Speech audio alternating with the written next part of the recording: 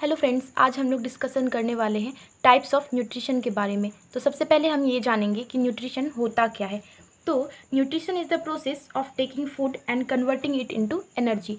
और फिर ये न्यूट्रिशन जो है इसको दो पार्ट में बांटा गया है, ऑटोट्रॉफिक न्यूट्रिशन और हेटेरोट्रॉफिक न्यूट्रिशन। ऑटोट्रॉफिक न्यूट्रिशन ऐसे मोड ऑफ न्यूट्रिशन को कहा जाता है जिसमें कि ऑर्गेनिज्म जो है अपना खाना खुद बना लेते हैं। और हेटेरोट्रॉफिक न्यूट्रिशन ऐसे न्यूट्रिशन को कहा जाता है जिसमें कि जो ऑर्गेनिज्म है अपना खाना खुद नहीं बना पाते, वो किसी दूसरे ऑर्गेनिज्म से अपना खाना लेते हैं, अपना न्यूट्रिशन लेते हैं। यानी कि autotrophic nutrition obtain their on carbohydrate and heterotrophic nutrition obtain their carbohydrate from others. फिर ऑटोट्रॉफिक न्यूट्रिशन को दो पार्ट में बांटा गया है, फोटोसिंथेटिक और कीमोसिंथेटिक में। फोटोसिंथेटिक में ऐसे ऑर्गेनिजम्स आते हैं जो कि सनलाइट से जो एनर्जी निकलती है उसका यूज करके कार्बन डाइऑक्साइड और H2O को कार्बोहाइड्रेट में चेंज कर देते हैं, फोटोसिंथेटिक कहलाते हैं। इसके बाद आता है कीमोसिंथेटिक, जिसमें कि ऑर्गेनिजम्स अपने आसपास मौजूद केमिकल को ब्रेक डाउन करके उससे जो एनर्जी निकलती है उसका यूज करके वो कार्बन डाइऑक्साइड और H2O को कार्बोहाइड्रेट में चेंज कर देते हैं, कीमोसिंथेटिक कहलाते हैं। इसके बाद आता है हेटेरोट्रॉपिक न्यूट्रिशन। ये तीन टाइप का होता है, होलोजोइक न्यूट्रिशन, सेपेरोफिटिक न्यूट्रिशन और पैरासिटिक न्यूट्रिशन।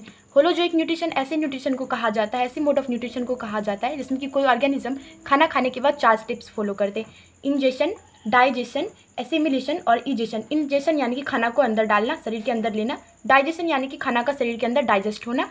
और एसिमिलेशन यानी कि डाइजेस्ट फूड का ब्लड में मिल जाना। और इजेशन यानी कि खाना का शरीर से बाहर निकल जाना। इसके बाद आता है सेपेरोफिटिक न्यूट्रिशन।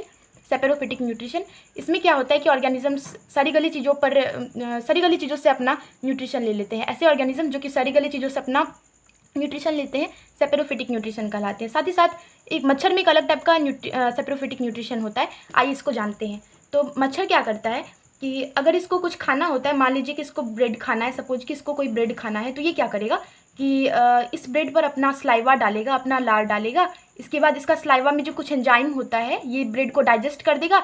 इसके बाद ये सबसे पहले अपना यहाँ पे स्लाइवा डालेगा, स्लाइवा डाल दिया। इसके बाद इसके स्लाइवा में कुछ एंजाइम होता है जो कि इस ब्रेड को डाइजेस्ट कर दिया।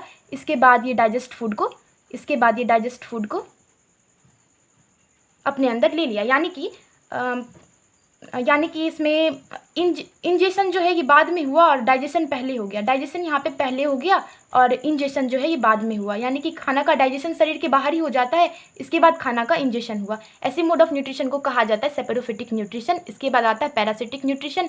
ये ऐसे मोड ऑफ न्यूट्रिशन को कहा जाता है पैरासिटिक न्यूट्रिशन जिसमें कि ऑर्गेनिज्म क्या करते हैं, किसी दूसरे की बॉडी में पैरासाइट की तरह रहते हैं। जैसे कि टेपवर्म हो गया, ये हमारे स्मॉल इंटेस्टाइन में रहता है पैरासाइट की तरह और हमसे अपना न्यूट्रिशन लेता है। Thank you.